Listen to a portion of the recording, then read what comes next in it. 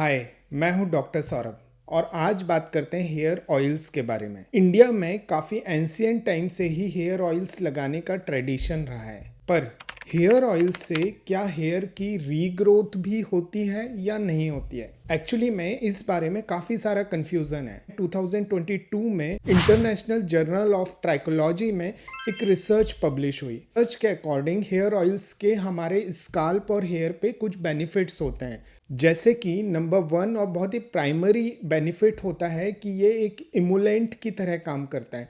मतलब कि hair oils जो होते हैं वो हमारे स्काल्प और हेयर में एक लुब्रिकेशन और एक ऑयली लेयर बना देते हैं। सिंपल भाषा में कहें तो ये हमारे बालों को रूखा सूखा होने से बचाते हैं और इसमें एक ऑयलिंग इफेक्ट देते हैं और एक शाइनिंग इफेक्ट भी देते हैं। रिसर्च के अकॉर्डिंग हेयर ऑयल्स का सेकंड बेनिफिट है कि कुछ हेयर ऑयल्स हमारे स्काल्प और हेयर के लिए एंटी बैक्टीरियल और एंटी फंगल की तरह काम करते हैं।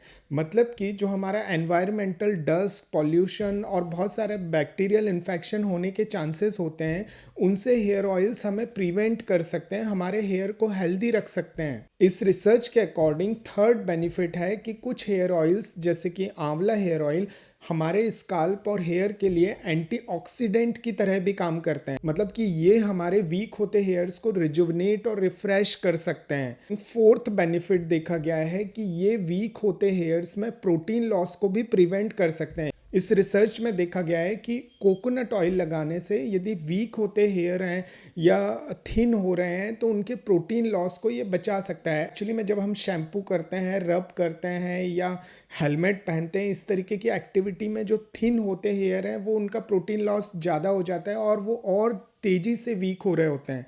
तो ऐसे में कोकोनट ऑयल उनके प्रोटीन को प्रिवेंशन कर सकता है और इस तरीके से वो हेयर थिन होने से बच सकते हैं।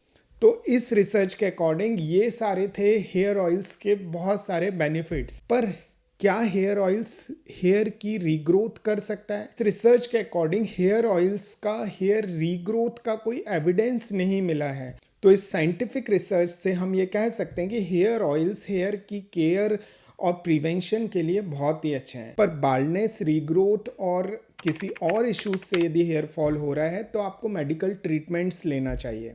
तो ये था हेयर ऑयल्स के बारे में। अगली बार नेक्स्ट टॉपिक डिस्कस करेंगे। Thank you.